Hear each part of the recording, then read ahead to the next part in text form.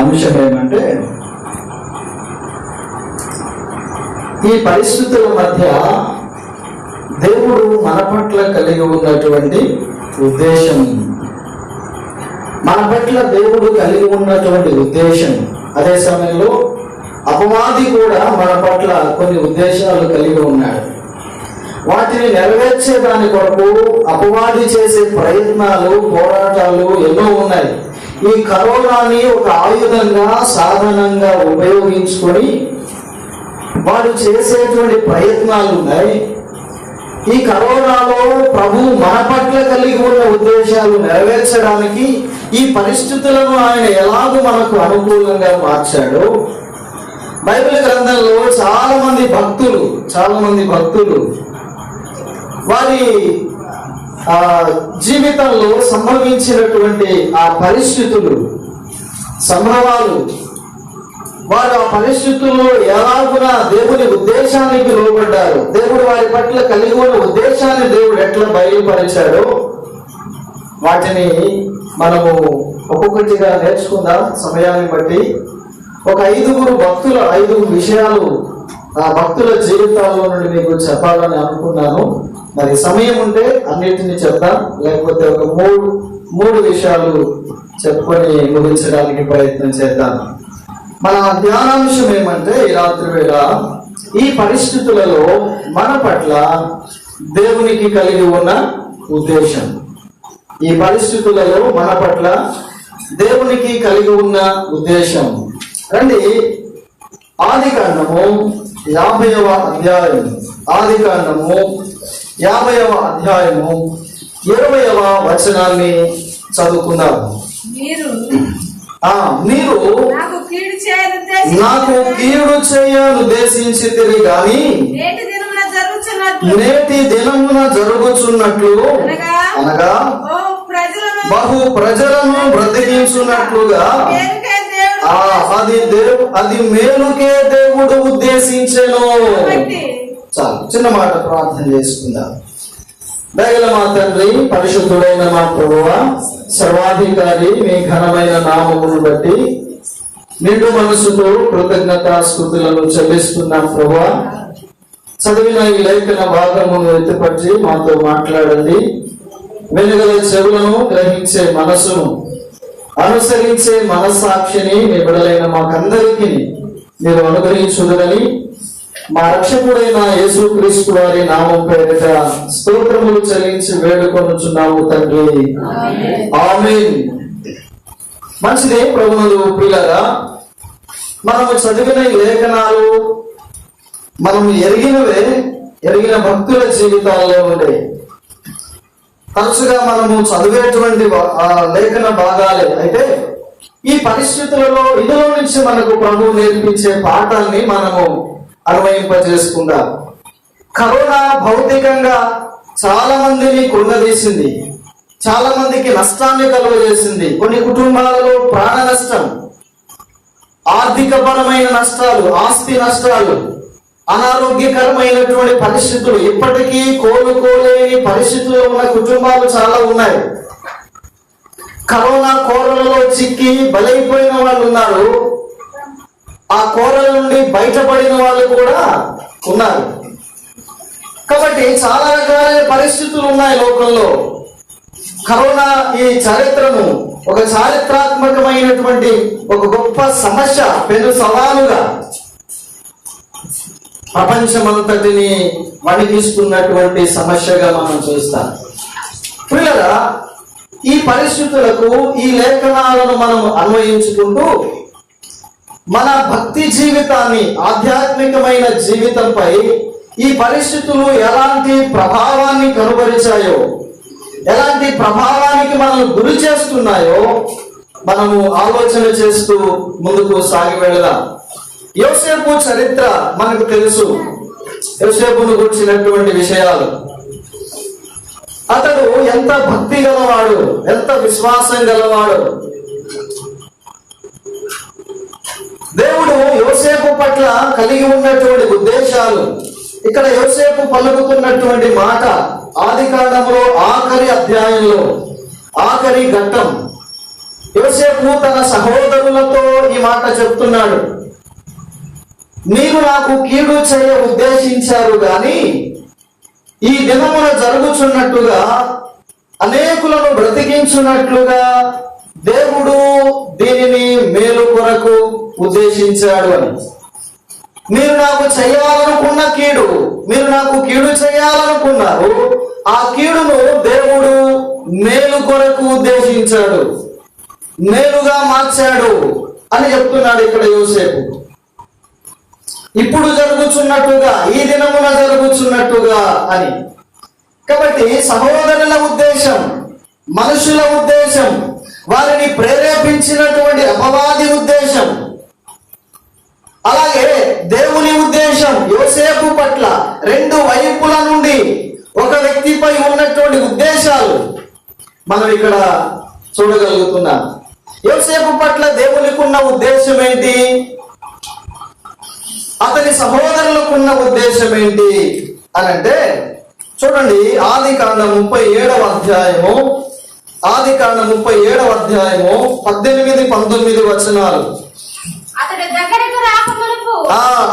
దగ్గరకు రాకమునుపు వారు దూరము నుండి అతని చూచి అతని చంపుటకు దురాలోచన చేసిరి. వారు ఇదిగో ఈ కలలు కనువాడు వచ్చుచున్నాడు, వీని చంపి ఇక్కడనున్న ఒక గుంటలో పారవేసి దుష్ట మృగము వీని తినివేసనని చెప్పుదము. అప్పుడు వీని కలలేమగును, చూతము రెండని ఒకనితో ఒకడు మాట్లాడుకునేది. యోసేపు సహోదరులు, అతని అన్నలు యోసేపును గుర్చినటువంటి ఆలోచన చేస్తున్నారు. ఏమని? అది వస్తున్నాడు చూడండి, ఎవరు? కలలు గనేవాడు కదా, కలలు గనేవాడు వస్తున్నాడు. దగ్గరకు రానివ్వండి, వాడిని అంతూ చూద్దాం, వాడిని చంపి ఇక్కడున్న ఒక గుంటలో పడేసి వెళ్ళిపోదాం. తండ్రి అడిగితే ఏదో దుష్టమృగం తినేసింది అని చెప్దాం. వీడిని చంపితే వీడి పీడ వెలగడవుతుంది. అప్పుడు వీడు కనిన కలలు ఏమగును కదా, వీడు కనిన కలలు ఏమగును అంటే ఏమి కలలు కన్నాడు యోసేపు? యోసేపు కనిన కలలను బట్టి వీరు అతనిపై కోపాన్ని పెంచుకున్నారు, కక్షను పెంచుకున్నారు. అది పాపానికి కారణమయ్యింది. కయ్యూనుతో అన్నాడు కదా, కయ్యూను నీకు కోపమేలా? బైబిల్ చెప్తుంది కోపపడండి కానీ పాపము చేయకూడి. కయ్యూను కోపము పాపానికి కారణమయ్యింది, తమ్ముని ప్రాణాన్ని తీయడానికి కారణమయ్యింది. యోసేపుపై అతని అన్నల కోపం యోసేపును చంపడానికి, యోసేపును హతమార్చడానికి కారణమయ్యింది. అలాగే వారు చేసే ప్రయత్నాలు. అయితే వారు అంటున్నాడు, వీని కలలు ఏమగునో, వీని కలలు ఏమగునో. ఇంతకీ ఏమి కలలు కన్నాడు మనకు తెలుసు. ఆయన చదువుదాం.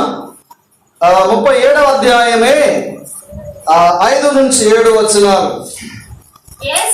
యోసేపు ఒక కల కని తన సహోదరులతో అది తెలియచెప్పగా వారు అతని మీద మరీ పగబట్టిరి. అతడు వారిని చూచి, నేను కనిన ఈ కలను మీరు దయచేసి వినండి. అదేమనగా, మనము చేనిలో పనలు కట్టుచుంటిమి, నా పన లేచి నిలుచుండగా మీ పనలు నా పనను చుట్టుకొని నా పనకు సాష్టాంగపడెను అని చెప్పాను. 8వ వచనం కూడా. అందుకతని సహోదరులు, నీవు నిశ్చయముగా మమ్మును ఏలెదవా, మా మీద నీవు అధికారి వగుదువా. ఏమిటి తను గన్న కలలు? ఆ కళల భావం ఏంటి? ఇంకొక కళ కూడా కన్నాడు కదా, అది 9-11 వచనాల్లో ఉంది. సూర్యుడు, చంద్రుడు, 11 నక్షత్రాలు యోసేపుకు సాగిలపడుతున్నట్లుగా కన్నాడు. అప్పుడు యాకోబు కూడా యోసేపుపై కోపగించాడు. మనకు తెలుసు కనుక నేను చదివించలేదు దాన్ని సమయం కొరకు. అంటే యోసేపు కలల ద్వారా అతడు ఏమవుతాడో, యోసేపు పట్ల దేవుని యొక్క ఉద్దేశం ఏమైతే ఉందో దానిని దేవుడు యోసేపుకు బయలుపరుస్తుండగా అతని సహోదరులతో ఆ సంగతిని పంచుకున్నాడు. వారు అన్నారు కదా, ఆ కలభావం వారికి అర్థమైంది అంటూ ఏమంటున్నారు, ఆ కలభావాన్ని అర్థం చేసుకున్నటువంటి వారు, నిశ్చయముగా నీవు మమ్ములను ఏలదవా, మా మీద నీవు అధికారిగా ఉంటావా అని అతని మీద కోపగించుకున్నారు, పగబెట్టుకున్నారు. అందుకనే 17, 18, 19 వచనాలు చదివే కదా, ఏం చేశారట వాళ్ళు, వీని కలలు ఏమగును కదా, వీని కలలు ఏమగును చూద్దాం. ఎలా చూద్దాం, వీనిని చంపి గుంటలో వేద్దాం, వీని చంపేద్దాం. అప్పుడు వీడి కళలు ఏమవుతాయి అంటే, మన మీద వీడు ఏలికగా ఉండాలనుకుంటున్నాడు కదా, మన పైన అధికారిగా ఉండాలనుకుంటున్నాడు కదా, అప్పుడు ఎలా ఉంటాడు కదా, వీడిని చంపేస్తే ఎలా ఉంటాడు, మన మీద నాయకునిగా, ఏలికగా, రాజుగా, అధికారిగా అని వారు ఆలోచన చేస్తున్నారు.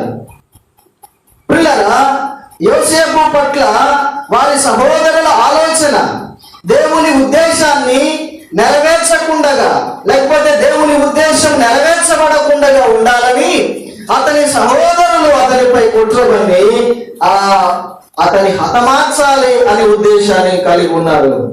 ఇలా చెప్పుకుందాం. ఈ పరిస్థితుల్లో దేవుడు మన పట్ల కలిగి ఉన్నటువంటి ఉద్దేశం, దేవుని పిల్లలుగా మనం ఆధ్యాత్మికంగా ఎదుగుతూ, బలపరచబడుతూ, ప్రభు రాకడ కొరకే సిద్ధపడుతూ, ఆయన వచ్చినప్పుడు ఆయన ఎదుర్కోవడానికి ఆధ్యాత్మికమైన మెలకువ, ఆసక్తిని మనం కలిగి ఉండాలని, ఆయన కొరకు మనం ఎదురు చూసే వారిగా ఉండాలని ప్రభు మన పట్ల ఉద్దేశాన్ని, ఆశను కలిగి ఉంటే, యోసేపు సహోదరుల వలె ఈనాడు ఈ కరోనా మనపై కదా కాలు దూరుతూ వచ్చింది.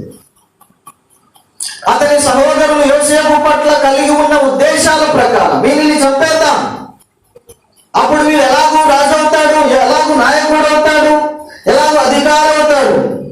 ఈ కరోనాలో కదా ఆధ్యాత్మికమైనటువంటి మరణానికి, ఆత్మీయ జీవిత పతనానికి కరోనా మనల్ని తీసుకొని వెళ్ళాలని ఉద్దేశాన్ని కలిగి ఉంది. ఈ కరోనా పరిస్థితులు నేను ముందుగానే చెప్పాను, ఆత్మీయ జీవితానికి మనం ఈ పరిస్థితులను అన్వయింపజేసుకుందాము. ఒకవైపు భౌతికమైన పరిస్థితులను ఆలోచన చేస్తూ నేను మన ఆత్మీయ జీవితానికి వీటిని అన్వయింపజేసుకుంటున్నాను. యోసేపును శారీరకంగా చంపాలనుకున్నారు అతని సహోదరులు. నేడు కరోనా భౌతికంగా చాలా మందిని చంపేసింది, బలి తీసుకుంది.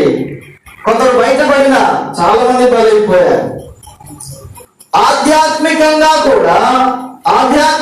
కూడా మన భక్తి జీవితాలను పిల్లరా ఈ కరోనా బలి తీసుకోవాలనుకుంది. ఎలా? అందుకనే కాబోలు దేవుని సన్నిధానానికి చేరి రాకుండా, అనేకులు సంఘముగా కూడుకోకుండా ఆటంకపరచబడడానికి ఇప్పటికీ కొన్ని చోట్ల మందిరాలు తెరవబడని పరిస్థితులే. కొన్ని నెలలు 2020లో దాదాపు 4-5 నెలలు, 2021లో దాదాపు 3-4 నెలల నుంచి ఇంకా కొన్ని మందిరాల్లో ఆరాధనలు లేవు, ఆన్లైన్లో జరుగుతూ ఉన్నాయి. ఈ పరిస్థితులలో ఎంతమంది భక్తిలో నిలకడగా ఉన్నారు, ఎంతమంది కదా మందిరంలో ఎదురుగా ఉంటేనే అంతంత మాత్రమైతే ఇంటి దగ్గర ఫోన్లో ఆన్లైన్లో ఇంకెంత భక్తిగా ఉంటారు కదా. అంటే భక్తి జీవితంలో, ఆధ్యాత్మిక జీవితంలో పతనమైపోయేదానికి, పాడైపోయేదానికి కరోనా ఎంతగానో ప్రభావం చూపించాలని అపవాది కరోనాను ఉపయోగించుకున్నాడు. ఆనాడు యోసేపు అన్నలను ఉపయోగించుకున్నట్టుగా దేవుని ఉద్దేశము నెరవేర్చబడకుండా ఉండడానికి ఆది నుండి కూడా మనం ఆది కాండము నుండి చూస్తుండగా, ఆది నుండి అపవాది దేవుని ఉద్దేశాలు నెరవేర్చకుండా వాడు పాడు చేయడమే వాని పని. పాడు చేయడమే వారి పని. దేవుని సంకల్పాలు నెరవేర్చకుండా నాశనం వేయడమే వారి పని. నాశన పుత్రుడు. అలాంటి పరిస్థితులలో మన ఆధ్యాత్మిక జీవితాలు ఎట్లా ఉన్నాయి అని మనం ఆలోచన చేస్తే, యోసేపు పట్ల దేవుని ఉద్దేశం అతడు ఏలువాడిగా, అధికారిగా చేయబడాలి.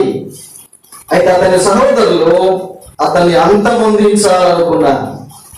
37వ అధ్యాయంలోనే 28 వచనాన్ని మనం చూస్తే, 28, 29 వచనాలు. మిద్యానీయులైన వర్తకులు ఆ మీదుగా వెళ్ళుచుండగా వారు ఆ గుంటలో నుండి యోసేపును పైకి తీసి ఆ ఇష్మాయేలులకు 20 తులముల వెండికి అతన్ని అమ్మివేసిరి. వారు యోసేపును ఐగుప్తునకు తీసుకొని పోయి. 36వ వచనం. మిద్యానీయులు ఐగుప్తునకు అతన్ని తీసుకొని పోయి ఫరో యొక్క ఉద్యోగస్తుడు రాజ సంరక్షక సేనాధిపతి అయిన పోతీఫరకు అతన్ని అమ్మివేసిరి. అమ్మివేయడం అంటే ఎలా అమ్మివేశారు? బానిస కదా. కొనబడిన వాడు, అమ్మబడిన వాడు కొనబడిన వారికి బానిస, దాసుడు. ఇంకా విడిపించబడడానికి అవకాశమే లేదు. పైగా అతడు సేనాధిపతి.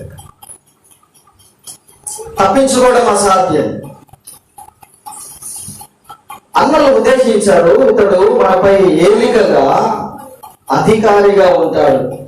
అర్థం కావడానికి ఇలా చెప్తారు, బాసుగా ఉండాలనుకున్నాడు కదా. బాస్ మన మీద బాసుగా ఉంటాడట వీడు. కాబట్టి ఏం చేద్దాం? ఏంటి అమ్మేద్దాం, బానిసగా అమ్మేద్దాం. బాసుగా ఉండాలనుకున్నాడు వీడు, వీడి బానిసగా అమ్మేద్దాం అనుకున్నాడు. అలాగే అమ్మేశారు కదా. యోసేపు బాస్ అవ్వాలనుకున్నాడు. అంటే దేవుని ఉద్దేశం అది. వారికి బాసుగా, నాయకుడిగా, ఏలికగా ఉంచాలనుకున్నాడు. కానీ వారు ఉద్దేశించారు వీడి బానిసగా ఉంచాలి. వీడు బ్రతికినంతగా బానిసగా ఉండాల్సింది. ఆ బానిసత్వంలోనే వీడు బలైపోవాలి. దేవుని ఉద్దేశాన్ని తారుమారు చేయడానికి ప్రయత్నించారు. ప్రియులారా, అతన్ని గుంటలో పడేశారు, కొట్టారు, గాయపరిచారు, చంపాలనుకున్నారు. యోధా ద్వారా మరణమును తప్పించాడు దేవుడు. బెన్యామీనుకు ఆలోచన పుట్టించాడు, ఇతని ఎలాగైనా తండ్రికి అప్పగించాలని. ఆ తర్వాత అందరూ కలిసి ఆలోచన చేశారు, వీళ్ళు బానిసగా అమ్మేద్దామని. ఐగుప్తుకు తీసుకుని వెళ్ళారు. ఆ తర్వాత పరిస్థితులు, పోతీఫర్ ఇంట్లో అతడు బానిసగా వెళ్ళాడు, కానీ పోతీఫర్ ఇంటికి బాస్ అయ్యాడు కదా. ఇంటి అంతటికి అధికారి. ఆ పోతీఫరు అన్నం తినడం తప్ప, భోజనం చేయడం తప్ప తన ఇంట్లో ఏముందో ఏమి లేదో కూడా పట్టించుకోవడం. అంతా యోసేపుకి అప్పగించాడు. ఆ తర్వాత అక్కడ ఒక సమస్య ఏర్పడి అతడు చెరసాలలోకి వెళ్ళాడు, ఖైదీగా వెళ్ళాడు. కానీ ఆ చెరసాల నాయకుని అధికారి స్థానంలో ఉండిపోయాడు. చెరసాల ఖైదీలందరినీ పర్యవేక్షించే అధికారి అయిపోయాడు. వాళ్ళ చేత పని చేయించేవాడయ్యాడు. చెరసాలకు కూడా బాస్ అయిపోయాడు అక్కడ. ఆ తర్వాత ఐగుప్తు దేశానికి బాస్ అయ్యాడు కదా, రాజు అయ్యాడు. కరువు కాలంలో కనాను నుండి అతని సహోదరులు కాపాడబడడం కొరకు దేవుడు ఏర్పాటు చేసిన ఉద్దేశం. 7 సంవత్సరాల కరువు కాలంలో వాళ్ళను కనికరించి కాపాడబడడానికి. అదే యోసేపు అన్నాడు కదా 50వ అధ్యాయంలో, ఈ దినమున జరుగుచున్నట్టుగా కదా, నేటి దినమున జరుగుచున్నట్టుగా, అనగా బహు ప్రజలను బ్రతికించున్నట్లుగా దేవుడు మేలు కొరకు దీనిని ఉద్దేశించాడు. మేలు కొరకు ఉద్దేశించాడు. ఎలాగ చెప్పుకుందాం? అతని సహోదరులు అతని ఎదుగుదలను అణిచివేయాలని చూశారు. అతడు అధికారం అవడానికి, నాయకుడు అవడానికి ఇష్టపడలేదు. వాడిని అణిచివేయాలని బానిసగా ఉంచాలనుకున్నారు. కానీ ప్రభు యోసేపును బాసుగానే ఉంచాడు. ఆయన ఉద్దేశాన్ని నెరవేర్చుకోవడం కోసం వాళ్ళు ఎన్ని చేసినా వాటన్నిటిని అనుకూలంగా మార్చాడు ప్రభు. అనుకూలంగా మార్చాడు ఆయన. తీపరి ఉంటున్నా, చెరసాల ఉన్నా ఆ అన్ని పరిస్థితులు అనుకూలంగా మార్చారు. గుంటలో వేయబడడం, మిద్యానీయులు రావడం, వారికి అమ్మడం, వారు తీసుకుని వెళ్ళి పోతీ వరకు. ఇవన్నీ దేవుడు ఒకదాని వెంబడి ప్రతి శోధన, ప్రతి శ్రమ దానిని ఎందుకు కొరకు అంటే మేలు కొరకు ఉద్దేశించాడు. ఎంత చక్కని మాట. మీరు నాకు కీడు చేయాలని ఉద్దేశించారు కానీ దేవుడు దానిని మేలు కొరకు ఉద్దేశించారు. కరోనా కదా, ఈ కరోనా మనలను ఆధ్యాత్మికంగా ఎదగకుండా చేయాలని, నిజంగా ఎదుగుతున్న వారికి ఒక బ్రేక్ పడినట్లే కదా చాలా సందర్భాలు. మీ విషయంలో అయితే అసందేహం లేదు కానీ, ఎందుకంటే మీరు తప్పకుండా కూడుకుంటారు. చాలా మంది ప్రపంచవ్యాప్తంగా మనం చూస్తే చాలా మంది భక్తిలో దిగజారిపోయి, సహవాసం లేక అణిచివేయబడే పరిస్థితులు ఈ కరోనా కల్పించింది. కానీ దేవుడి ఉద్దేశం ఏంటో తెలిసిన, లాక్డౌన్ ఉన్నా, మందిరాలు తెరవబడకపోయినా, వాక్యం మనం ప్రత్యక్షంగా వినేదానికి అవకాశం లేకపోయినా, ఈ సందర్భంలో ఈ సమయంలో ఎక్కువగా వాక్యం వినేదానికి ప్రభు అవకాశం ఇచ్చాడు. ఎట్లా? మందిరంలో మనం ఆదివారం కూడుకుంటాం ఆరాధన, బుధవారం బైబిల్ స్టడీ, లేకపోతే శనివారం విజ్ఞాపన ప్రార్థన కూడు. కానీ కరోనాని బట్టి ప్రతిరోజు ప్రార్థనలు కదా, ప్రతిరోజు వాక్యాలు ప్రకటించబడుతున్నాయి. జూమ్ యాప్ల ద్వారా, సెల్ కాన్ఫరెన్స్ల ద్వారా, యూట్యూబ్ల ద్వారా, ఫేస్బుక్ల ద్వారా విస్తారమైన పరిచర్య జరిగింది. చాలా మంది ఇంట ఉండి రోజుకు 5-6 వర్తమానాలు వినేవాళ్ళు ఉన్నారు. ఒక సంగతి ఎందుకు, నా మట్టుకు నా విషయంలోనైతే ప్రతిరోజు 4-5 కాన్ఫరెన్సులు, సెల్ కాన్ఫరెన్సులు వినడం, వర్తమానాలు అందించడం కానీ చాలా ఎక్కువగా ఆధ్యాత్మికంగా ఎదిగాం, బలపడ్డాం. కేవలం సంఘాలలో మాత్రమే వర్తమానాలు, పరిచయాలు అందిస్తుండగా ఈ కరోనాని బట్టి చాలా మందికి ఎక్కువగా వాక్యాన్ని అందించడానికేమి, వర్తమానాలు వినడానికేమి, ఆత్మీయమైన ఎదుగుదలను పొందడానికి ప్రభు దీనిని అనుకూలంగా మార్చాడు. చాలా ఆశ్చర్యకరమైన సంగతి. ఈ ప్రతికూల పరిస్థితులను కూడా ఆత్మీయంగా మనం ఎదగడానికి ప్రభు అనుకూలపరిచాడు. అపవాది కరోనా ద్వారా మన ఆత్మీయ జీవితాన్ని పాడు చేయాలనుకున్నాడు కానీ ప్రభు ఈ పరిస్థితులు మనం బాగుపడేదానికి ఉపయోగించాడు. ఎంతో మంది వర్తమానాలు విని బలపరచబడి ఈ కరోనాలో ఆదరించబడినటువంటి పరిస్థితులు మీకున్నాయో లేదో నాకు తెలియదు. చాలా ఆదరించబడ్డాను వర్తమానాలకు. అందుకే ఆలోచిస్తుండగా ప్రభు ఈ తలంపులు ఇచ్చాడు.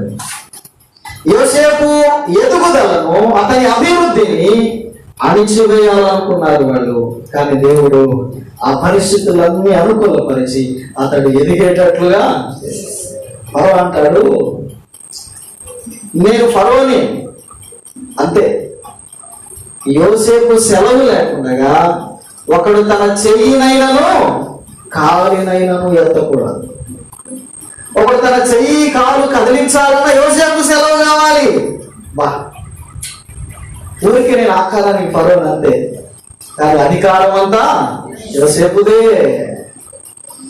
ఐగుప్తు ప్రజలు ఒకనాడు ఆకలికి ధాన్యం లేక అల్లాడిపోతూ కరువు తీవ్రతను బట్టి ఫరో దగ్గరకు వచ్చారు. అయ్యా, మాకు ధాన్యం, మా పొలాలు ఇచ్చాం, మా పశువులు ఇచ్చేసాం, అంతా ఇచ్చాం, మా దగ్గర ఏమీ లేదు, ఇంకా ఆహారం ఇవ్వంటే నన్ను కాదు మీరు అడగాల్సింది యోసేపుని వెళ్ళి అడగండి. అతడు మీకు ఏం చెప్తాడో అది చెయ్యండి, అతడు మీకు చెప్పేది మీరు చేయండి.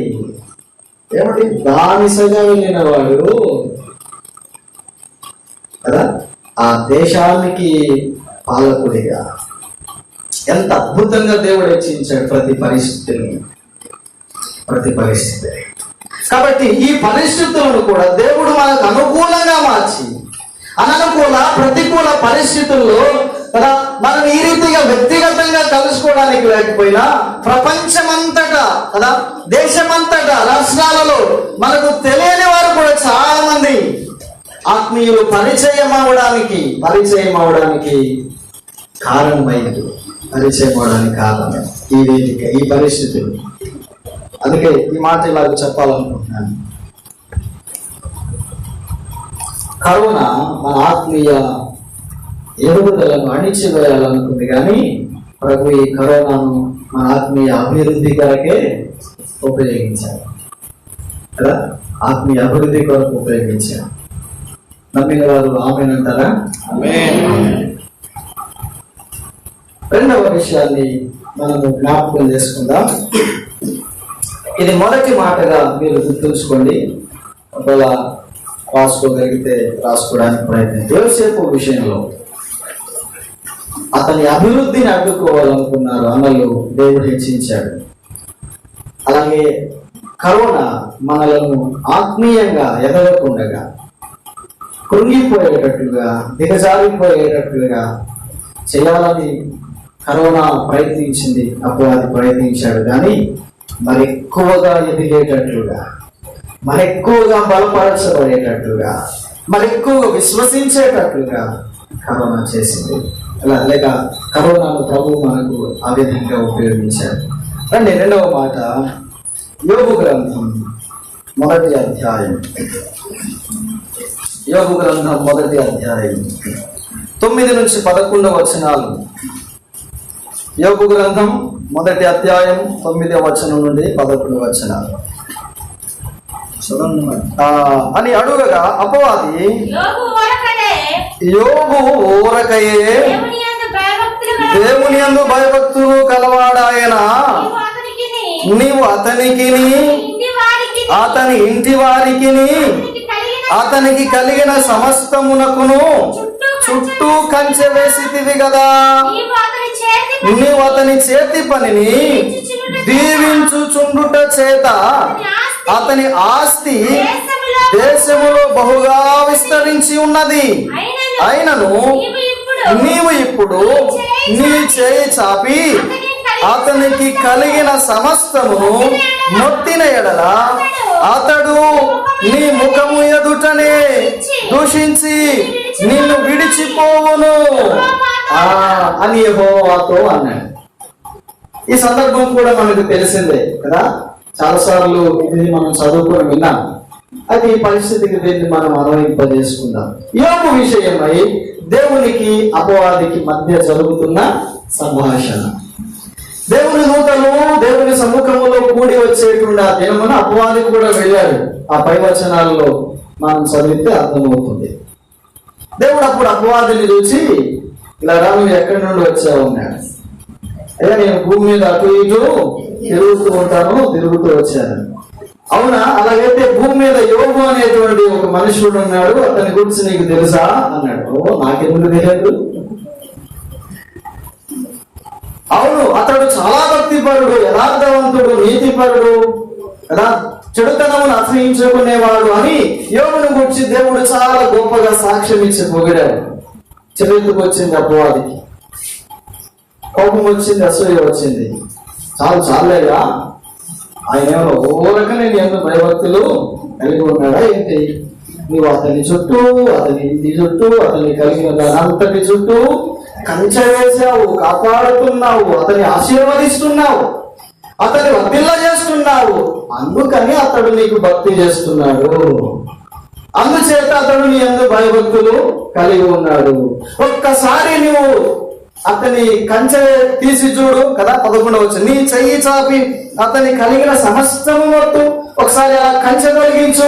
నువ్వు పక్కనుండు, అతన్ని దీవించడం మానే, అతన్ని ఆశీర్వదించడం మానే, అతన్ని కాపాడడం మానే. అప్పుడు అతడు నీ యందు భయభక్తులు కలిగి ఉంటాడో లేదో చూద్దాం. నువ్వు అతన్ని కాపాడుతున్నావు కనుక భక్తి చేస్తున్నాడు, నువ్వు అతను దీవిస్తున్నావు కనుక ప్రార్థనకు వస్తున్నాడు. శ్రమ పెట్టి చూడు, కష్టం పెట్టి చూడు, వస్తాడో లేదో చూద్దాం. ప్రార్థనకు వస్తాడో మానుకుంటాడు కదా. ఏంటోనండి, మాకు తరచుగా చాలా మంది చెప్తుంటారు, ప్రార్థనకు వస్తున్నాయి కానీ ఒకటే కష్టాలు ఎక్కువ అయిపోయింది అయ్యా. కొత్తగా వచ్చేవాళ్ళు చెప్పేటువంటి మాటలు, ప్రార్థనకు వస్తున్న దగ్గర నుంచి ఎక్కువైపోయింది అయ్యా శోధన, కష్టాలు ఎక్కువైపోయినాయి, ఏంటమ్మా రావట్లేదు, ఏదో బాధలు పోతాయని వస్తే ఇక ఎక్కువైపోయాయి. అంటే అప్పాది కూడా చూడండి ఏమడుగుతున్నాడు, నువ్వు అతన్ని కాపాడుతున్నావు, దీవిస్తున్నావు, ఆరోగ్యం ఇస్తున్నావు, ఆశీర్వదిస్తున్నావు, అంతా బాగుంది, అందుకనే అతడు నీ యందు భయభక్తులు కలిగి ఉన్నాడు. ఒకసారి నువ్వు అతని మొత్తి చూడు, అతనికి నష్టం కలిగితే, అతనికి కష్టం కలిగితే, వ్యాధి కలిగితే, బాధ కలిగితే, అప్పుడు నీ ముఖము ఎదుటనే దేవుడు నాకేం చేశాడు, అసలు నువ్వు దేవుడివేనా అని నిన్ను దూషిస్తాడు చూడు అని అన్నాడు. లేదు లేదు యోబు అట్లాంటాడు కాదంటే ఒకసారి చూడయ్యా అన్నాడు. సరే ఓ ఏం చేసుకుంటావు చేసుకో, యోబు మాత్రం అట్లాంటోడు కాదన్నాడు ఆయన. అంటే ఇక్కడ అపవాది ఏ విషయంలో వాడి టార్గెట్ చెప్పండి? యోబుని ఏం చేయాలనుకున్నాడు? అతడు భక్తిపరుడు అన్నాడు ప్రభు, యథార్థవంతుడు అన్నాడు, నీతిమంతుడు అన్నాడు, చెడుతనాన్ని అసహించుకునేవాడు, అతని వంటి వాడు లేడు అని సాక్ష్యం ఇచ్చాడే. అపవాది అతని భక్తిని అణిచివేయాలనుకున్నాడు కదా. నీకు ఊరకనే భక్తి చేస్తున్నాడా ఏంటి? అదే అడుగుతున్నాడు కదా. 10వ వచనం 9వ వచనం, యోబు ఊరకయే దేవుని యందు భయభక్తులు గలవాడాయన. ఊరకనే భక్తి చేస్తున్నాడా? లేదు లేదు, నీవు అతన్ని దీవిస్తున్నావు. ఒకసారి ఆ దీవెనలన్నీ ఆపేయి, ఒకసారి అతని ఆశీర్వాదాన్ని ఆపేయి, ఒకసారి అతని ఆరోగ్యాన్ని ఆపేయి, అప్పుడు అతని భక్తి నిజమో కాదో తెలుస్తుంది. ఈ కరోనా మన భక్తిని పరీక్షించింది కదా.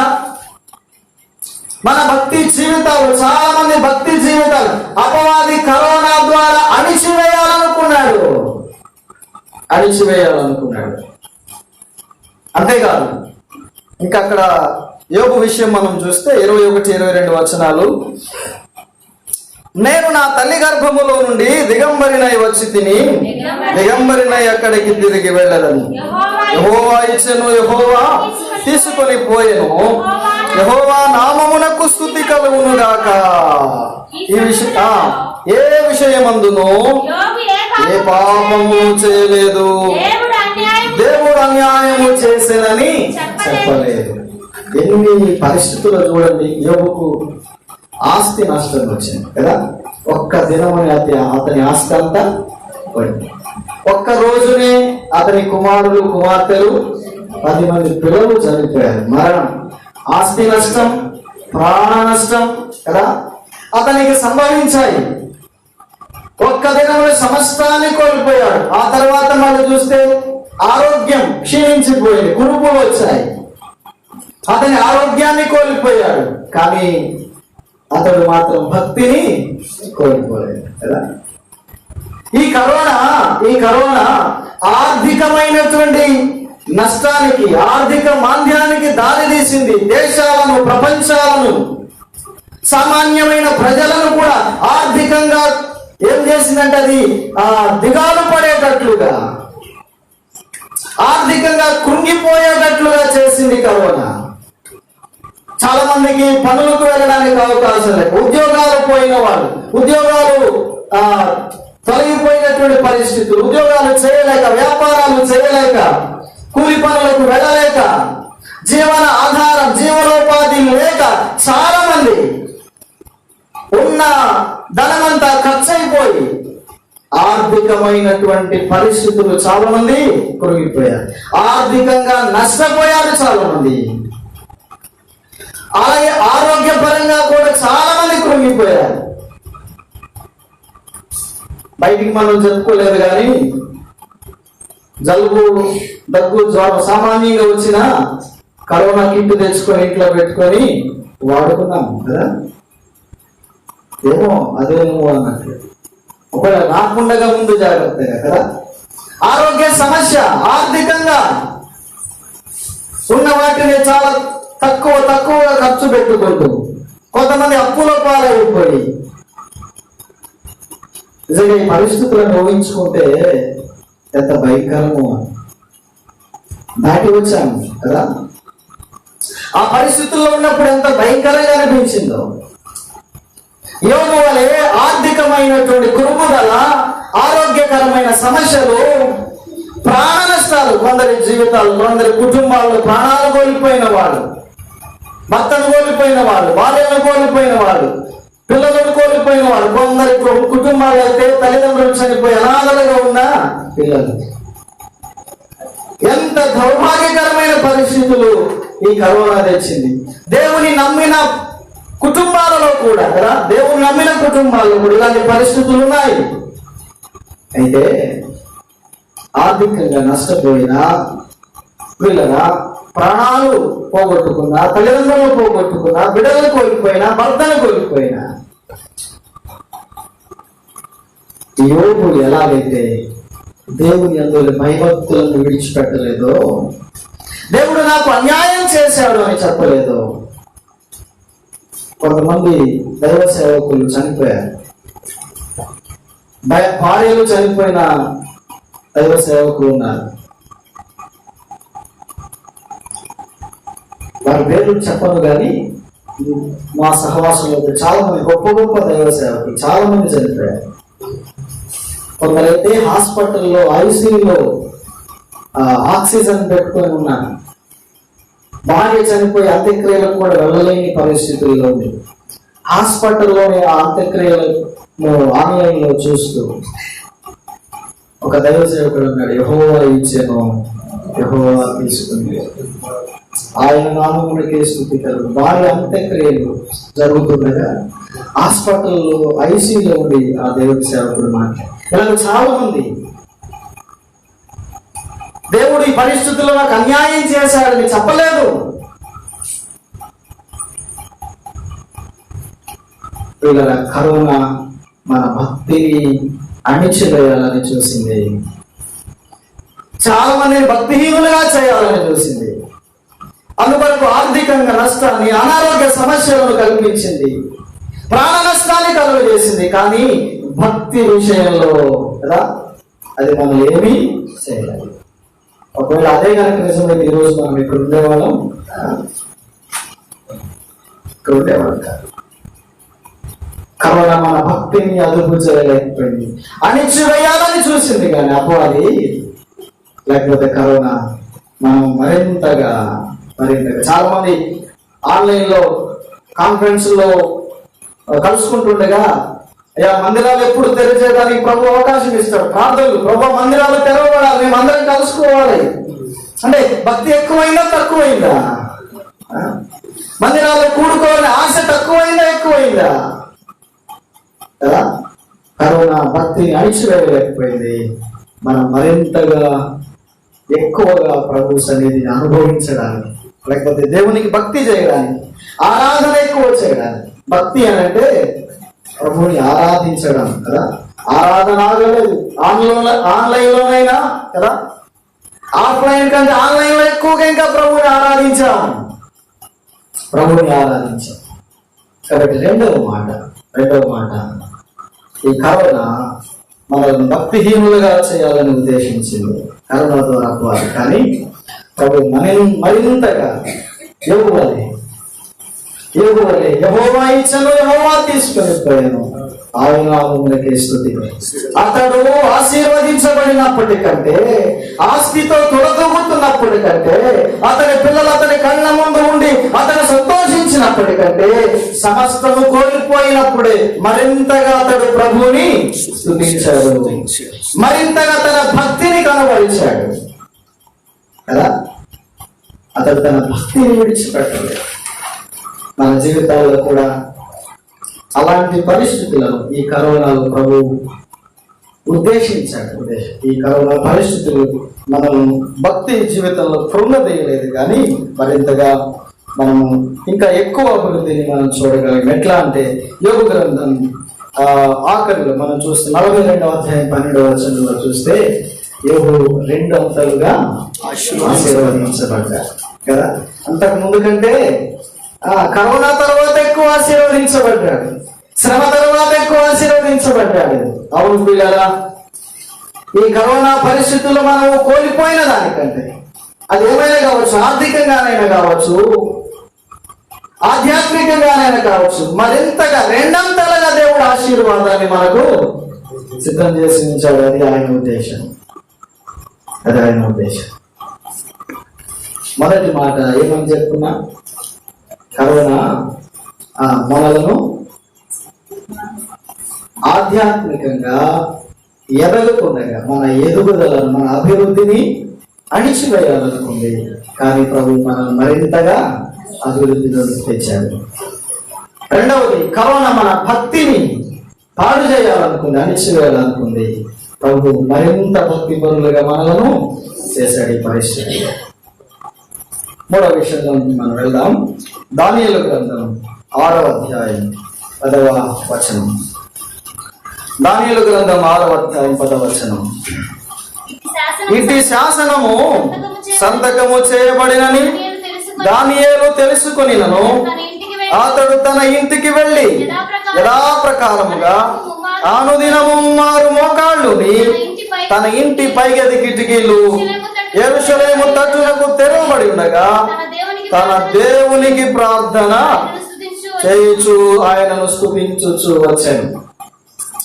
ఇట్టి శాసనము, ఇక్కడ దానియేలు విషయంలో అతడు ప్రార్థన చేస్తున్నాడు. ఒక శాసనం చేయబడింది, ఆ శాసనము చేయబడింది అని తనకు తెలుసు, కానీ అతడు ప్రార్థన చేస్తుంది. ఏమిటి ఆ శాసనం? నెల రోజుల వరకు ఏ వ్యక్తి కూడా ఏ దేవునికైనాను ఏ మనుషునికైనాను ప్రార్థన చేయకూడదు. ఒకవేళ చేయాలనుకుంటే రాజు దగ్గరకు వచ్చి మనవి చేయాలి, రాజుకు ప్రార్థన చేయాలి, కానీ ఏ దేవునికి ప్రార్థన చేయకూడదు అనే శాసనము చేయబడింది. అది దానియేలుకు తెలిసింది. ఆ శాసనము చేయబడడానికి కారణం ఏంటంటే కొందరు దానియేలుపై కుట్ర చేశారు. అతన్ని 6వ అధ్యాయం పైనుంచి మనం చదివితే రాజ్యం విషయంలో, అతని ప్రవర్తన విషయంలో దానియేలుని ఏమీ చేయలేకపోతూ వచ్చారు. కాబట్టి అతని ప్రార్థన విషయంలో అతన్ని పట్టుకోవాలి అని వారు కుట్ర పన్ని రాజు చేత శాసనం చేయించారు. ప్రార్థన చేయకుండా చేయాలి. ప్రార్థన చేయకుండా చేస్తే అతడు ప్రార్థన మానడు. అప్పుడు అతన్ని సింహాల గుహలో వేయచ్చు, అతని పేడ విరగడైపోయేటట్టు చేయొచ్చు. ఆ శాసనము చేయబడినను దానియేలు ఏం చేశాడట? ప్రార్థన చేస్తూనే ఉన్నాడు కదా. ప్రార్థన చేయడం మానల. ప్రతికూల పరిస్థితులు ఉన్నాయి. ఒకవేళ అలా ప్రార్థన చేస్తే సింహాల గుహలో వేస్తారు, అతడు చనిపోతాడు. కానీ అతడు ప్రార్థించడం మానల.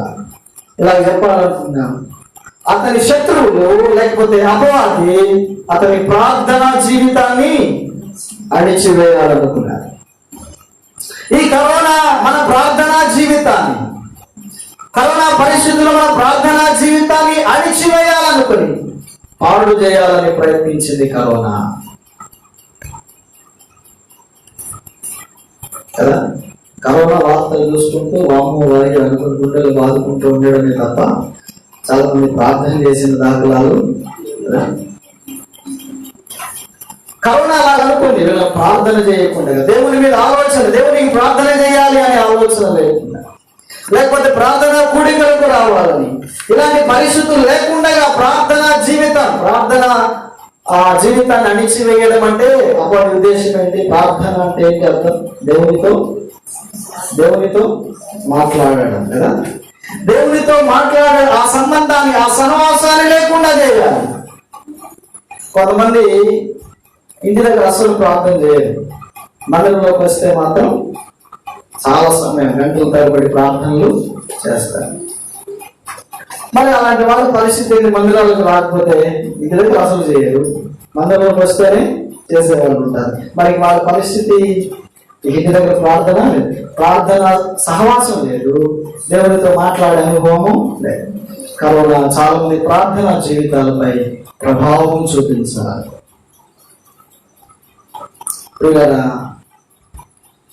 కరోనాతో ప్రార్థన జీవితాలు అణిచివేయబడాలనుకున్నాడు కదా అపవాది.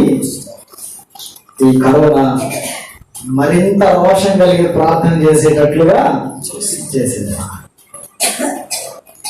అనేకుల కొరకు, కరోనా బారిన పడిన వారి కొరకు, దేశ ప్రజల కొరకు, ఎంతో మంది అనాథైన వారి కొరకు రోషము కలిగి ప్రార్థించేటట్లుగా.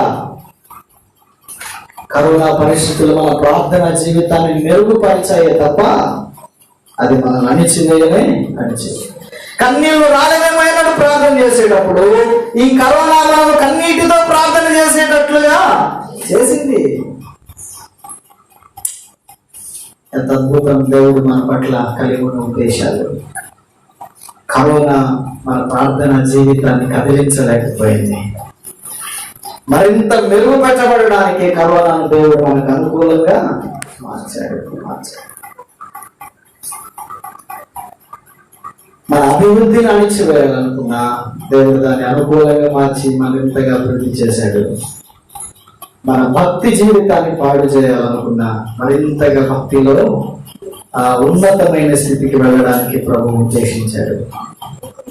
మన ప్రార్థనా జీవితాలు పాడైపోవాలని అపవాది కోరాడు, కానీ మనల్ని మరింతగా ప్రభువుతో సహవాసం చేసేటట్లుగా ఈ కరోనా పరిస్థితులను ప్రభు మన కొరకు ఉద్దేశించాడు. కదా, ఏమి చెప్పుకున్నాం ఇప్పటికీ? 3 అయిపోయాయి కదా.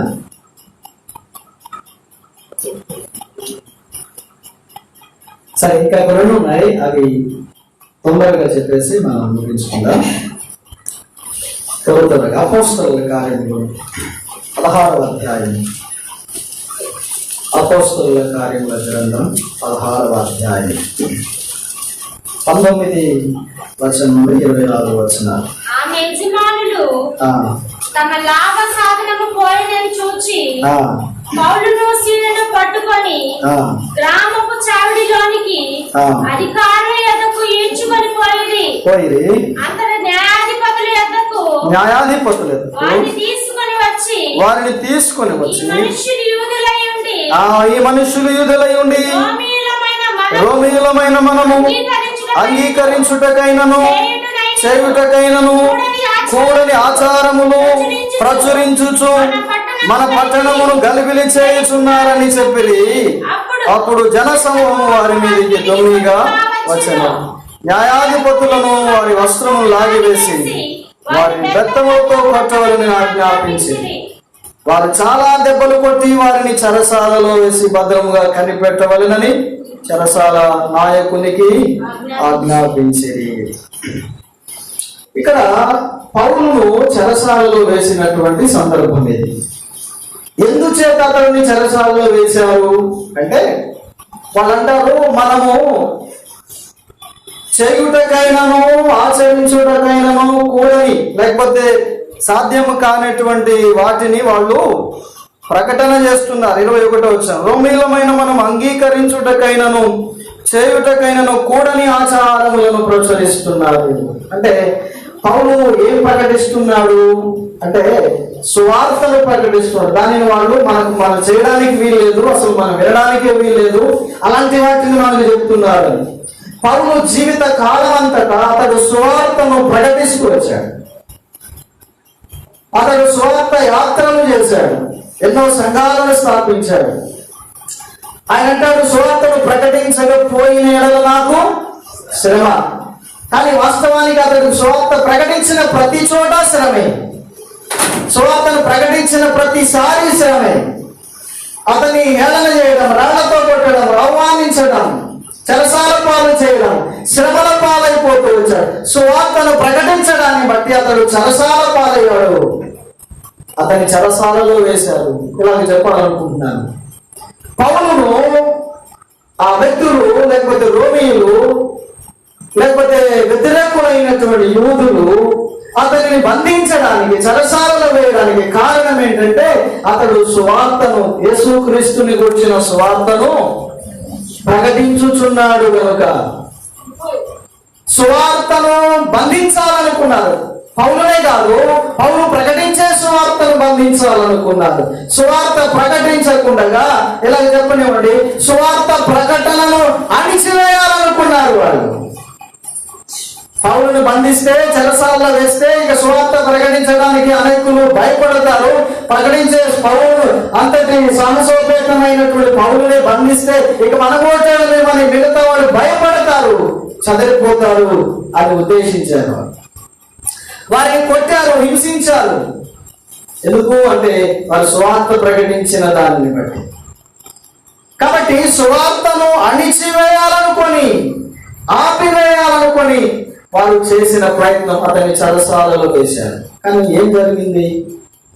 అతడు చెరసాలలో ఉన్నను సువార్తను ప్రకటించడం మానలేదు కదా. చెరసాలలో కూడా ఆయన చాలా మందిని రక్షించాడు. ఒక మాట మనము దీనికి అనుబంధంగా చూస్తే ఫిలిప్పీలకు రాసిన పత్రిక 1వ అధ్యాయము 12 నుంచి 14 వచ్చిన ఫిలిప్పీలకు రాసిన పత్రిక 1వ అధ్యాయం 12-13. సహోదరులారా, నాకు సంభవించినవి సువార్త మరి ఎక్కువగా ప్రబలమగుటకే సమకూడినని మీరు తెలుసుకొనగోరుచున్నాను.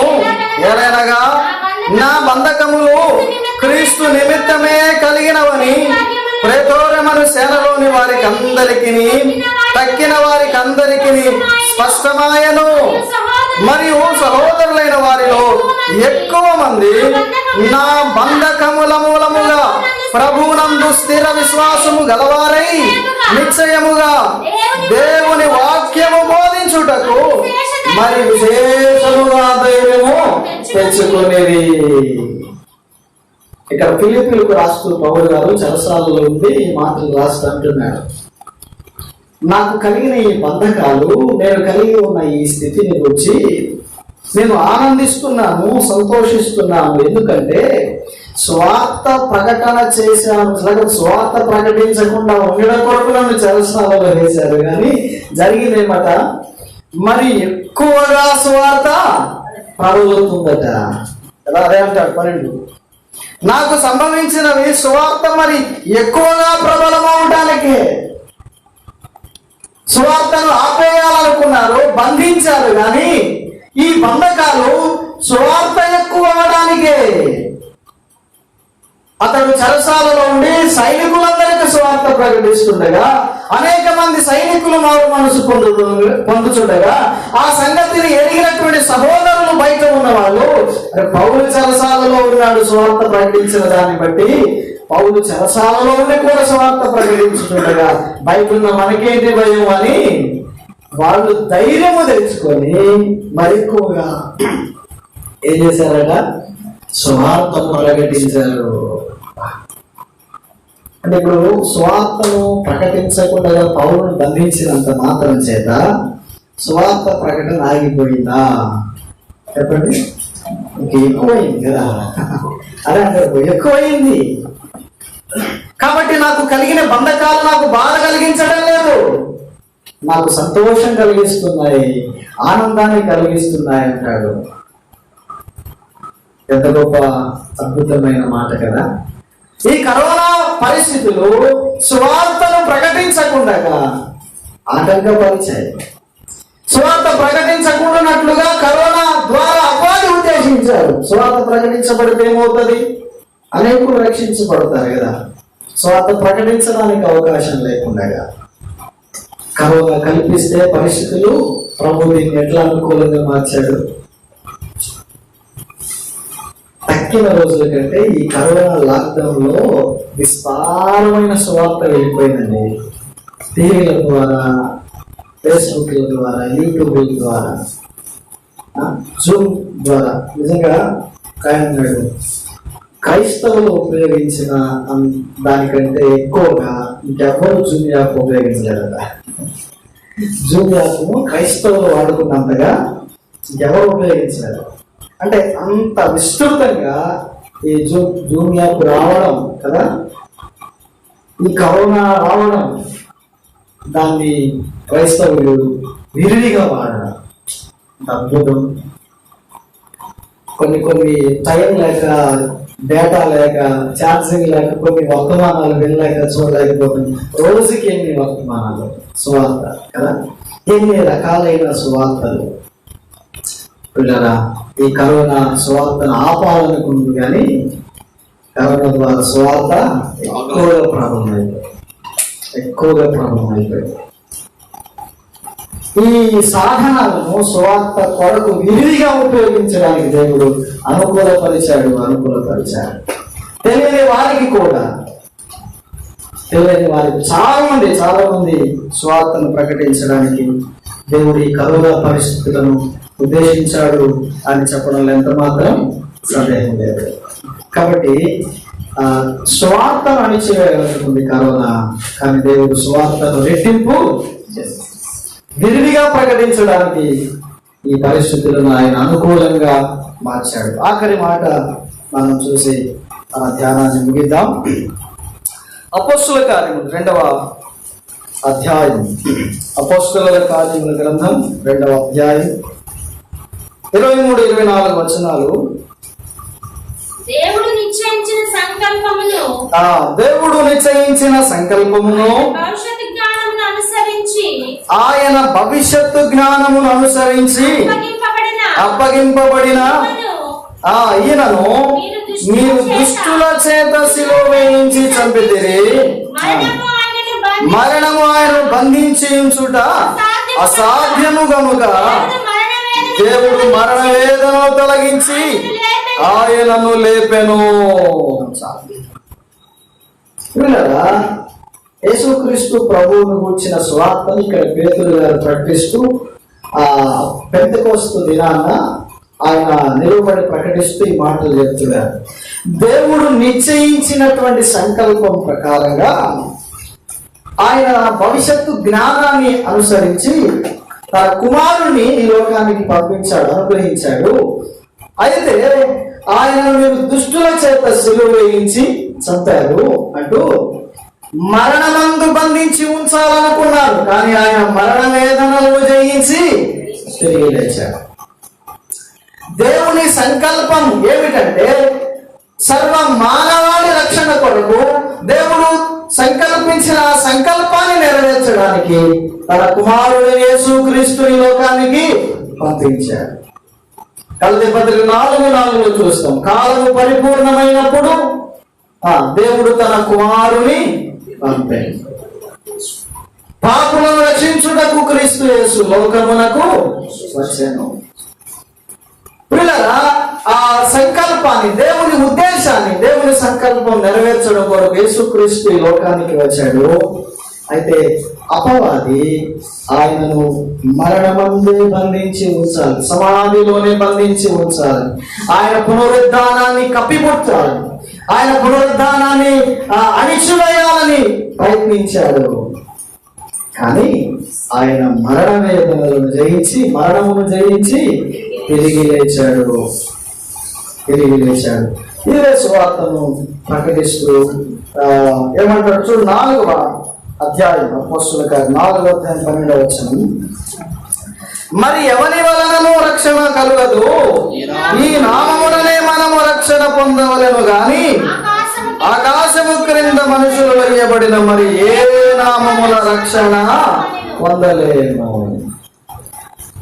దేవుని సంకల్పం ప్రకారం ఆయన కుమారుడి ద్వారా రక్షణ మానవాళికి ఆయన ఇవ్వాలని ఉద్దేశించాడు. కానీ అపవాది ఏం చేశాడు? ఆయనను మరణింపజేసి మరణమందు బంధించి ఉంచాలనుకున్నాడు. కానీ ఆయన పునరుద్ధానాన్ని బట్టి, ఆయన తిరిగి లేవడాన్ని బట్టి ఈ రక్షణ అనేకులకు అందించబడుతూ ఇక్కడ అంటాడు ఆయన నామము వలన మాత్రమే గాని ఇంకా మరి ఎవరి వలన. దేవుని సంకల్పము నెరవేర్చబడకుండగా అపవాది అణిచివేయాలి, లేకపోతే ఆయనను మరణమందు బంధించి ఉంచాలనుకున్నాడు. అందుచేత ఆ ప్రధాన యాజకులను ప్రేరేపించి పిలాతు దగ్గరకు వెళ్ళి ఆయన సమాధిని కాపలా ఉంచాడు, దానికి ముద్ర వేసి బంధించి ఉంచాడు. ఆయనను సమాధిలోనే ఉంచాలని. కానీ దేవుని సంకల్పం నెరవేర్చబడకుండగా ఆ పరిస్థితులు అణిచి, లేకపోతే ఆ పరిస్థితులను దేవుడు అధిగమించాడు. అలా సమాధిని జయించాడు, మరణాన్ని ఓడించాడు, ఆయన పునరుద్ధానుడే తిరిగి లేచాడు. ఇలా చెప్పుకున్నాము.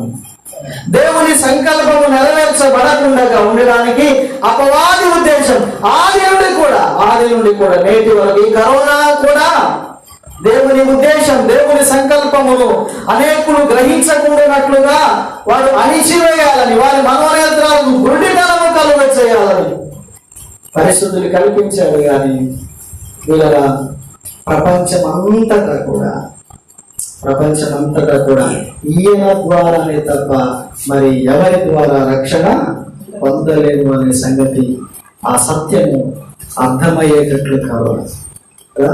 ధనము రక్షించలేదు, బలము రక్షించలేదు, బలగము రక్షించలేదు, బంధువులు రక్షించలేదు, రక్షించువాడు దేవుడే. ఆయన అంటాడు, మరణింప చేయుటకును బ్రతికించుటకును నాకు అధికారం ఉంది అంటే, మరణింప చేయువాడును బ్రతికించువాడునైన యెహోవా, మరణము పైన ఆయనకు అధికారం ఉండేది. ఆయన తన సార్వభౌమ అధికారాన్ని బట్టి మరణింపజేస్తాడు, బ్రతికింప చేస్తాడు. ప్రభువుని నమ్మిన పిల్లలు ఎందుకు చనిపోయారు అంటే అది ఆయన సార్వభౌమాధికారం, మనం ప్రశ్నించడానికి లేదు. మా పత్రిక 9వ అధ్యాయంలో చెప్తాడు, కుమ్మరి వారిని కుండ ప్రశ్నించదగునా, నన్ను ఎందుకు ఇలాగూ రూపొందించావని, నన్ను ఎందుకు ఇలాగూ చేశావని. దేవుని సంకల్పం అంతయు నెరవేర్చబడకుండా ఆటంకపరచాలని అపవాది ప్రయత్నించాడు, కానీ అది అసాధ్యమైంది. దేవుడు తన సంకల్పాన్ని సంపూర్ణంగా మనందరి పట్ల, సర్వ మానవాళి పట్ల ఆయన సంకల్పించిన సంకల్పం నెరవేర్చబడింది. ఇప్పుడు ఆయన ద్వారా తప్ప, ఆయన శిలువ మరణ పునరుద్ధానముల ద్వారా తప్ప ఏ ఒక్కరికి రక్షణ లేదు.